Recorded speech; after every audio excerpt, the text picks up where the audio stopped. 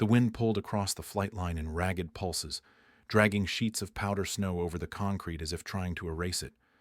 The temperature sat well below freezing, the kind of cold that burned through gloves and made every breath bloom like smoke.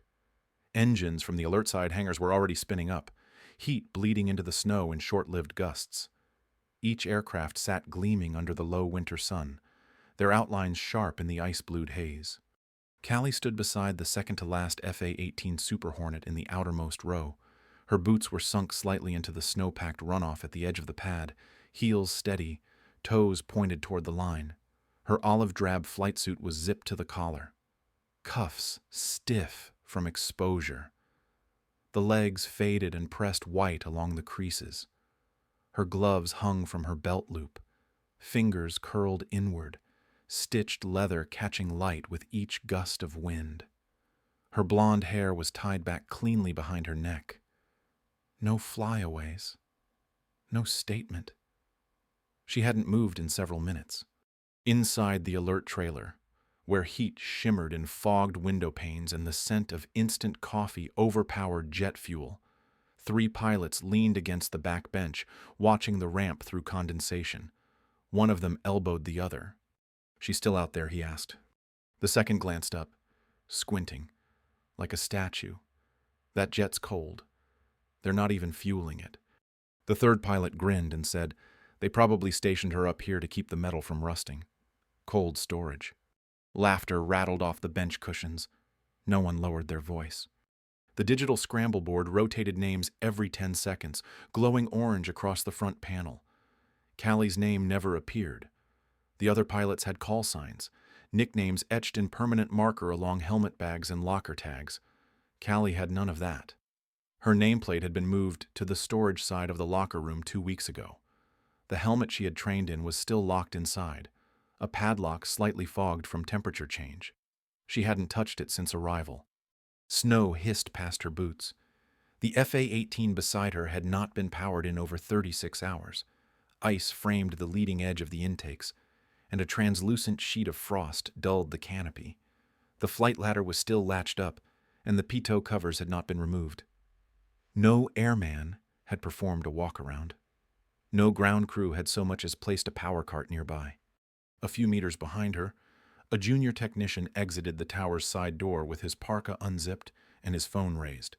He caught the shot quickly, her outline beside the ice-cased Super Hornet, wind curling snow around her boots, and posted it to the crew chat. The caption under the image read, "Benchwarmer Barbie, frozen at the gate." No one told her. No one needed to. She adjusted nothing. Her stance didn't change. Her gaze stayed fixed toward the end of the runway, where heat shimmered under the active jets now taxiing into formation. The wind shifted slightly and pushed a wall of powder across the lower pad.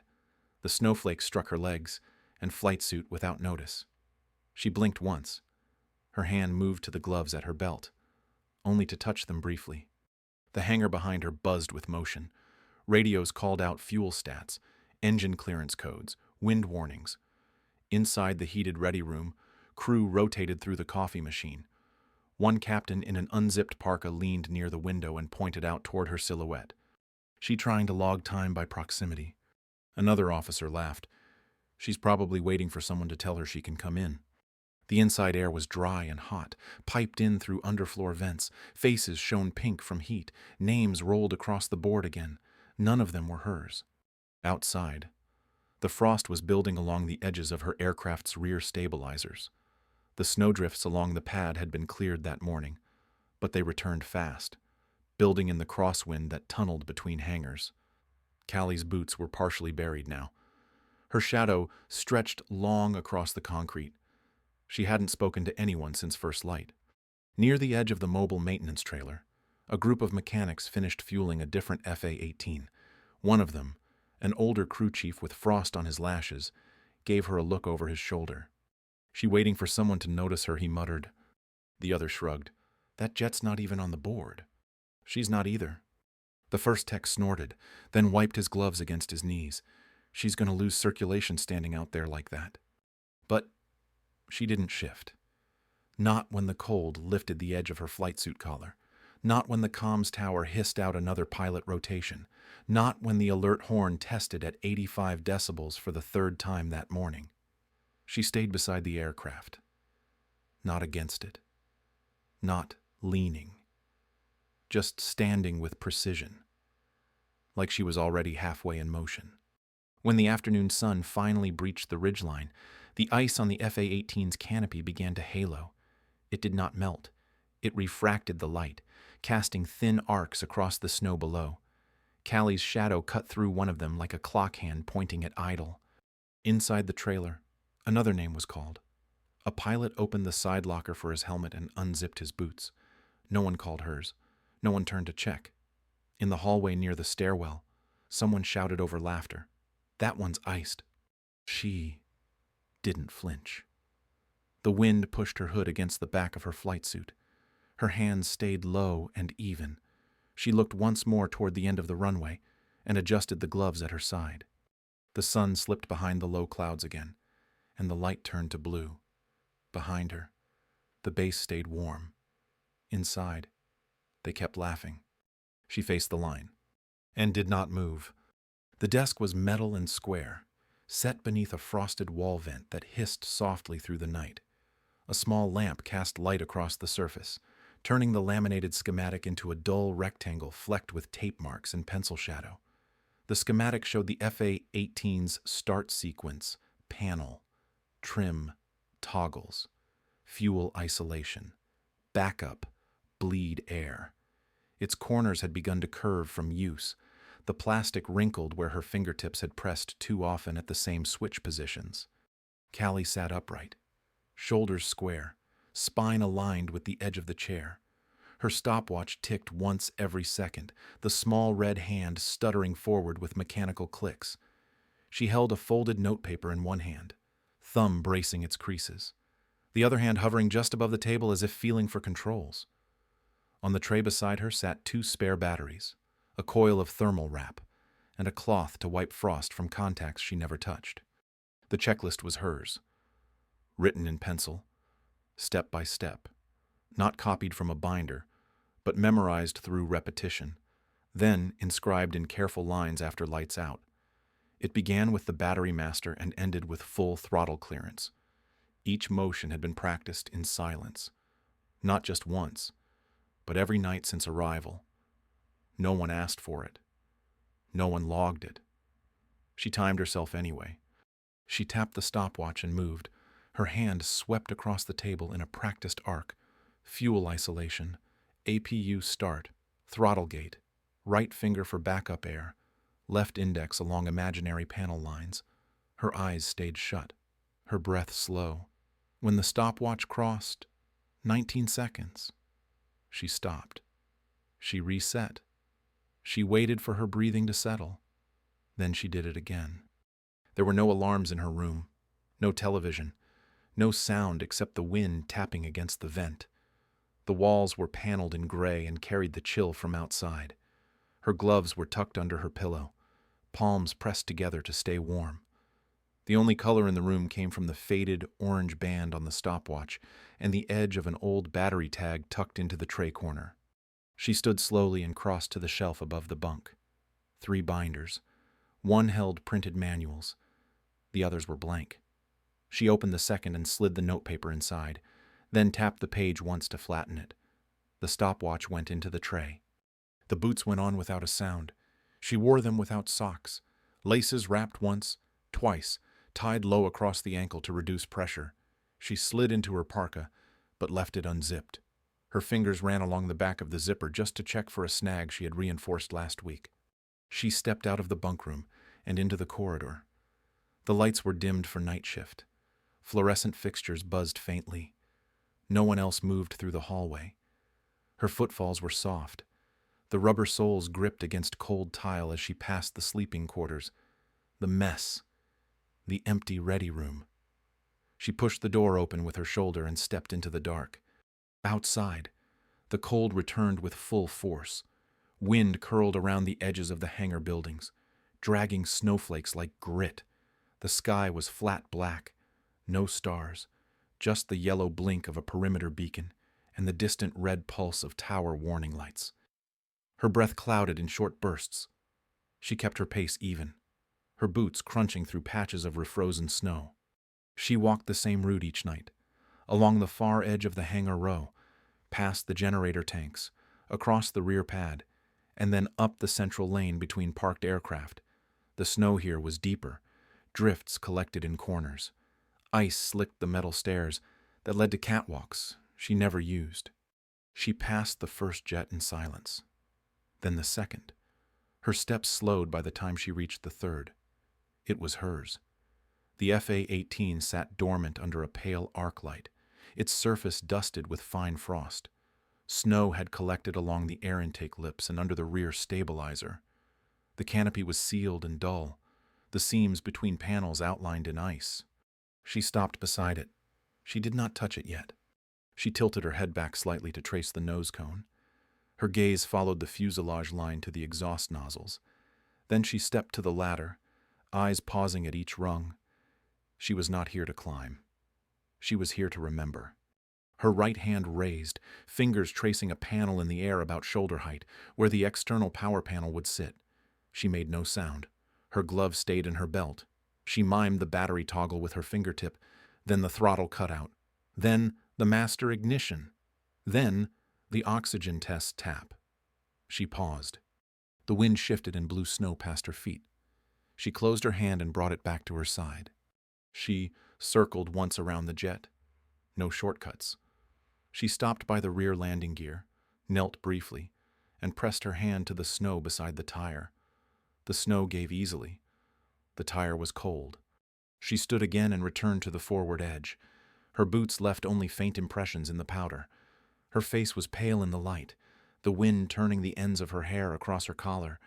She placed her hand against the lower side panel and left it there for 2 seconds. Then she turned away. The walk back was slower, not from fatigue, but from something steadier. The base was silent.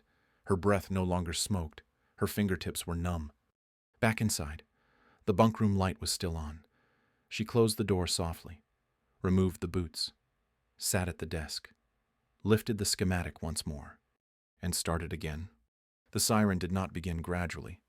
It struck the air like metal on glass, a blare so sharp it seemed to split the clouds. Inside the scramble trailer, mugs were dropped mid-pour. The heater fan shut off. Doors opened with a slam as personnel bolted toward their assignments. The wind caught the corner of a loose chart and sent it cartwheeling across the snow, vanishing under a maintenance truck. The board lit orange and red. Names cycled faster than usual. The alert was not announced as a drill, and no one asked. From the hangar mouth, crew chiefs shouted out call signs. Pilots grabbed helmets. A tech near the east wing slipped on the ice and kept moving. In the crush of motion, no one said Callie's name. She was already moving. The air burned cold as she stepped past the edge of the shadow line, boots pressing fresh tracks into the frost. The wind carried the siren at full volume across the tarmac.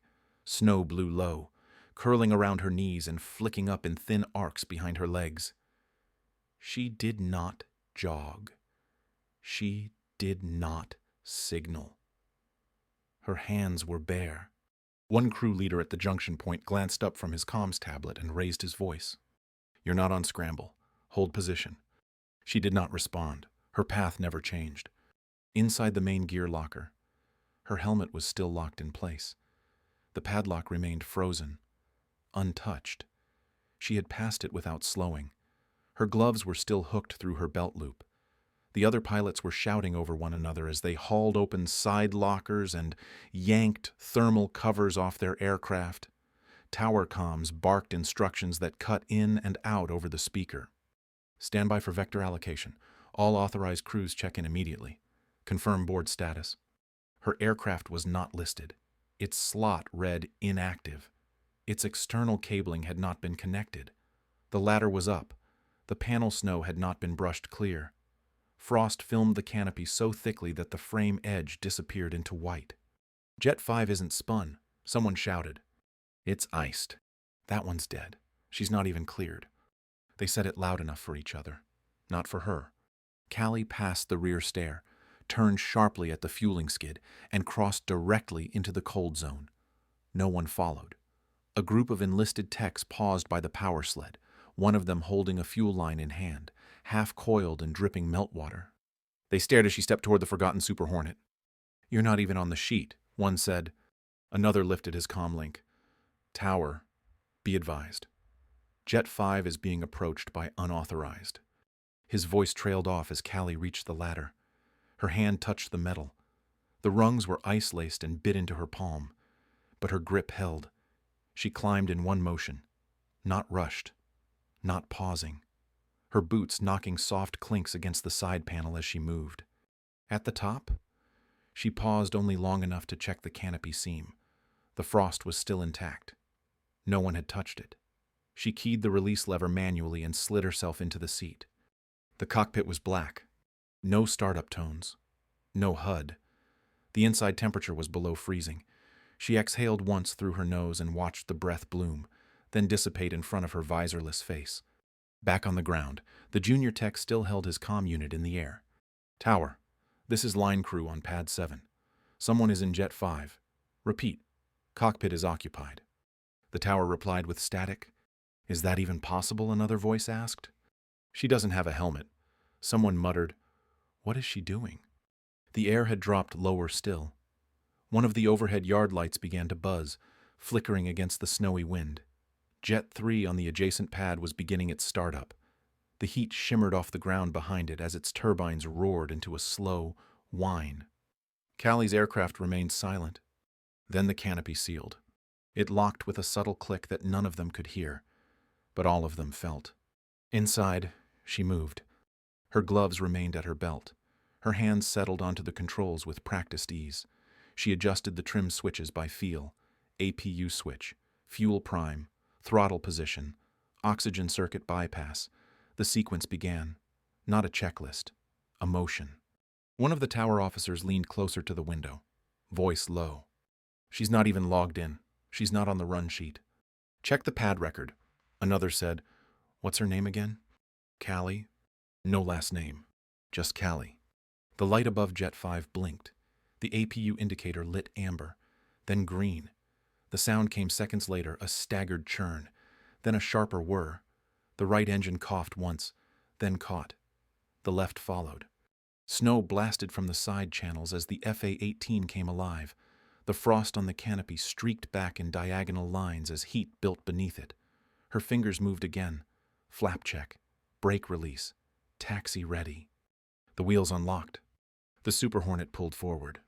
The ground crew stepped back. "She's rolling," someone whispered. Tower voice cracked into the comm system. "Who cleared Jet 5? No one answered. Callie did not respond. The siren still rang as she lined up with the far lane. Her nose dipped, then lifted slightly. The sound of her turbines overtook the rest of the pad. Rotors beat behind her. Voices failed. She braced, the brake released fully. The aircraft surged forward. In the time it took for the tower to repeat its own question, she was already airborne. And the siren was still blaring. Inside the cockpit, it was colder than outside. The metal around the throttle had collected a skin of frost so thin it crunched when her fingers pressed to it. Callie moved without pause. Her gloves stayed clipped at her side. Her bare hands worked fast and clean. The switches didn't need labels anymore. She had memorized their spacing by inches, not sight. Fuel isolation toggled with her thumb. The APU starter came next, levered into position with the edge of her palm. Bleed. Air. Open. Oxygen switch. Bypassed. Battery master live. No lights came on yet. But the pulse of startup energy had begun. Outside, a crew tech shouted toward the tower. "She's not even powered." But then the intake fans spooled. One of them hit the tarmac running. His boots left divots in the ice-slick pad as he stopped 10 meters short, shielding his face from the turbine blast. The indicator lights along the port side housing flicked green. The snow at the base of the Super Hornet flared outward in twin arcs as heat pushed from the engines in growing volume. Callie continued the sequence. Her fingers swept over the nav feed that wasn't there. She did not need it. Her head tilted once to check canopy seal. Frost was still curling across the upper right pane, but the lower edge had already begun to drip in uneven lines. APU gave the first cough, then a steady rising whine. The cockpit panel glowed faint orange. She tapped the throttle up one notch. The left engine turned over. Snow blasted back. The turbine whine deepened into a full-throated growl. Ice shattered off the nose cone. The fan blades inside caught speed and roared louder. The right engine came alive next. The whine rose above the tower's channel feed, drowning out the scramble chatter. "She's not cleared to fly," someone muttered in the background. No one in the tower responded. Callie toggled the flaps. The right side stuttered for half a second before falling into sync. She tested the brakes. They hissed once, stiff from cold, then caught. The runway strip ahead was still half occupied by a fueling cart. She watched for 2 seconds. The driver yanked the brake lever and gunned the engine out of the way. She released the brakes. The Super Hornet rolled forward. Her hands stayed light on the controls. Her breathing came in short, measured draws, fogging the inside of the glass. She didn't wipe it. It cleared in the middle as the heat caught. The frost lifted in segments. Each panel shimmered for a second before turning clear. Her fingertips did not fumble. There was no double check. She tapped the internal generator. Trim adjusted. Gear pressure held. Outside the canopy, technicians had stopped moving. One man in a high-vis vest stood halfway through a radio call and never finished it. Another with a headset pulled his mic away and simply stared. The scramble trailer door swung open again and stayed that way. A young pilot leaned out, eyes narrowed, jaw slack. The jet aligned with the forward strip. The crosswind was light. Runway clearance had not been issued. She didn't need it. Her hands never lifted from the throttle. Turbines hit full draw. The snow behind her peeled into corkscrews. Exhaust hammered against the side wall of a refueling sled, knocking the lid open. One of the flight crew crouched down instinctively, arms raised to shield his face, not from debris, but disbelief. "She's going," someone said. No one else spoke. The engine screamed, the nose dipped, the tires flexed once. She pushed throttle past gate. Acceleration slammed her against the seat back. The sound inside the cockpit collapsed into a single stream of power. The glass above her reflected nothing now, only white. The runway streaked past beneath the wheels. The snow hadn't even fully cleared from the center line. But she didn't need the line. Her sight held true. From the tower, a controller finally found his voice. "Is she already airborne?" No one answered. At the 19-second mark, by one ground crewman's silent count, the wheels lifted from the concrete. The jet rose on a column of heat and force, trailing white in a perfect twin spiral behind it. The canopy gleamed with melt. The stabilizers hissed under pressure. The flaps twitched and locked. The sky waited. She was in it. The sky opened like a slow breath. Just above the cloud shelf, the light was dim and diffused. A pale sheet stretched across the upper atmosphere. Below her, the ice plains rolled in broken ridges. Everything had texture-frozen sea channels, wind-swept flats, fracture lines, shaped like veins. None of it came through a targeting overlay. None of it blinked on a HUD. It was all there because she had studied it, memorized the drift of terrain, the wind shift against open fields, the light scatter off ice when the angle changed. Callie held the nose of the Super Hornet just below the shelf line. Vapor streaked behind her in fine curves, and the engines ran smooth. She made no radio call. Her hands stayed steady on the controls. The nav data was dark. Her helmet had no feed. The cockpit lights were minimal. No tracking pings. No threat warnings. The jet was flying cold, manually, without guidance. She adjusted for wind drift by feel. The correction was slight. Left stick pressure. A touch of trim to stabilize against the early climb bank. The air up here was sharp. Each turn sliced a little cleaner. The aircraft responded like it had been waiting. Below her, the coastline turned. A field of broken sea ice framed the eastern edge of the map she held in memory. The wind vectors at this altitude came from the northwest. That meant the contact, whatever it was, would have drifted south unless it was self-correcting. She adjusted course. There was no trail to follow, no radar ping, no heat lock, but she knew the direction. She had seen the vector on the tower screen for a single second before takeoff. She had studied the timing, the known gaps in coverage. She had imagined this flight before, not in fantasy, but in procedure. And now, it was happening in motion. The contact appeared without announcement. It rose from the edge of a cloud layer, a silhouette pulled from fog. It was sleek, dark, triangular in profile. The size was difficult to gauge at this distance, but it flew low and silent, just a shade darker than the snow sky behind it. Not a bird, not a local craft. Something fast, something placed. She didn't break line.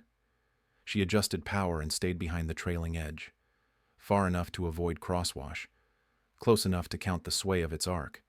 The unknown aircraft didn't shift altitude. It held course for several seconds, then tipped slightly left. Callie matched it. The Super Hornet didn't buck or sway. The trim was perfect. Her corrections were invisible. Her line curved like paint across still water. From the tower, static pulsed once in her ear. Unidentified aircraft. Call sign. Who is airborne? Repeat. Who is in the sky? She answered with no inflection. One visual, confirming identity. Her voice didn't shake. Her hand didn't lift from the throttle. She adjusted her vector half a degree and held. The aircraft ahead began to climb. It curved up. Not fast, not evasive. A slow pull. A kind of test. She followed. Her altimeter remained dark. She didn't need the number. The horizon dipped below the canopy glass, and the clouds began to thin. As they broke the shelf line, sunlight filtered through hazy gold over blue. She came level again and held position. No lock-on, no tracking, just formation. One black shape, one white.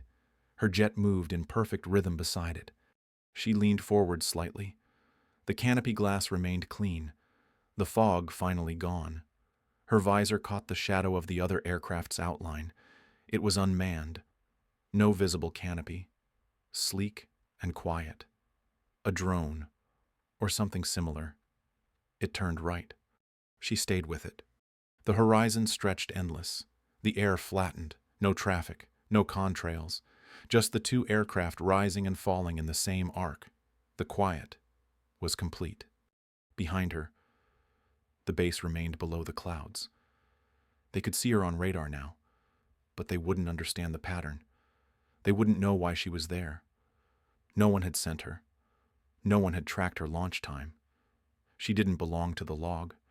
Only the sky recognized her. The aircraft turned once more, heading due east. She followed another 30 seconds, then held position again. She tapped the mic. Confirmed. Visual held. She didn't say more. The other jet continued on. She maintained course just behind it, silent, steady, alone. The tires hit the runway with a single, clean impact. No flare, no delay. The touchdown came low and perfect, nose aligned, no bounce. The wheels rolled over a thin patch of cleared snow, carving two faint lines into the frost as the A-18 slowed. Her air brake held steady. No voice announced her arrival. No tower called priority. She didn't ask. The jet coasted through the wind shear, past a frozen fuel rig, toward the lower corner of the ramp. The engines dropped pitch. The flaps lifted slowly.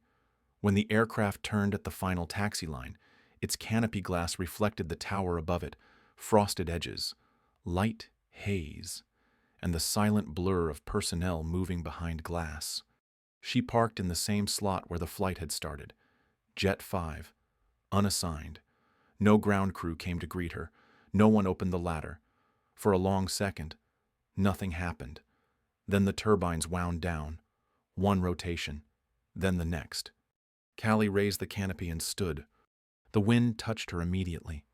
Cold air swept across the cockpit, lifting the ends of her hair and pushing the warmth from her flight suit. She didn't shiver. She climbed down, each rung taking her back to the ground one slow step at a time. Her boots met snow that hadn't been there when she launched. Across the pad, 5 crew members watched.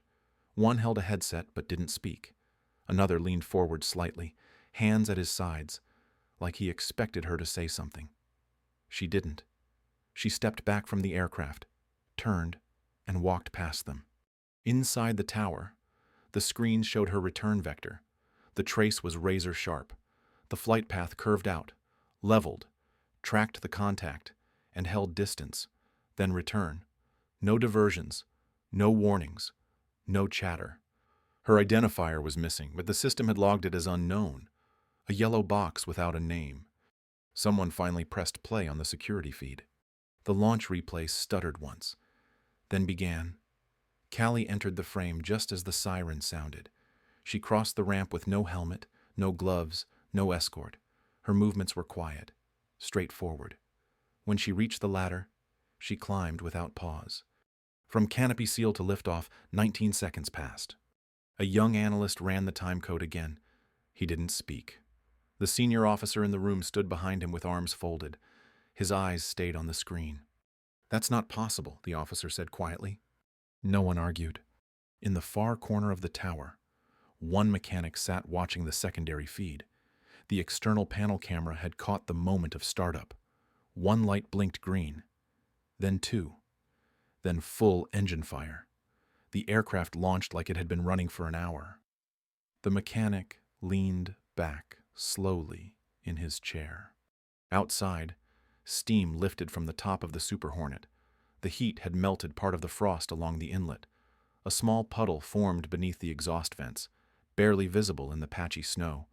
The aircraft looked exactly the same as it had before the launch, except for that warmth and the silence around it. Callie crossed the main walkway in view of 2 hangar techs still standing by the secondary fuel bay. One of them lifted a hand halfway, then lowered it. He opened his mouth to ask something. Didn't. She passed them without stopping. The tower board updated. For the first time, her tail number appeared on screen. No call sign, just Jet 5. The tag shifted into the scramble record under a block titled Resolved. It stayed there for 3 seconds, then cleared. No one reset it. In the command tent, the final report was being written. A placeholder line showed pilot unknown. No override came through. The contact Callie had followed was tagged as friendly test drone. No further action required. The other pilots were still in debrief. Not one of them had left the building. The base had gone quiet. Her gloves hung from her belt again, right where they had been before. She passed the edge of the ramp where the first photo had been taken. The junior tech who had posted it still had his phone out. This time, he didn't lift it. She slowed once, just before the scramble trailer. Inside, someone had left the door open. The heat from within spilled faint light across the snow.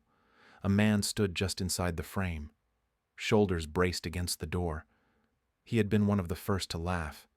He didn't say anything now. Callie adjusted the gloves at her side. The snow caught the cuff of her boot. Her footsteps left fresh prints across the same ground they had dismissed her from hours before. She didn't stop. She didn't explain. And no one tried to stop her. She never asked for recognition. She never raised her voice. While others chased validation, she chose quiet preparation. In a world that mistook stillness for weakness, she proved that true strength does not need permission to act. Callie's flight was not just a launch, it was a lifetime of discipline, precision, and belief finally made visible.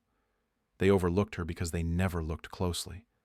But in 19 seconds, she showed what readiness really means. This is a story for anyone who has been dismissed, doubted, or ignored. A reminder that you do not have to be loud to be powerful. Sometimes the most important things are done without applause. If this story moved you, share what it meant to you in the comments. And if you believe in the strength of quiet reversals, follow for more stories like this where dignity takes flight.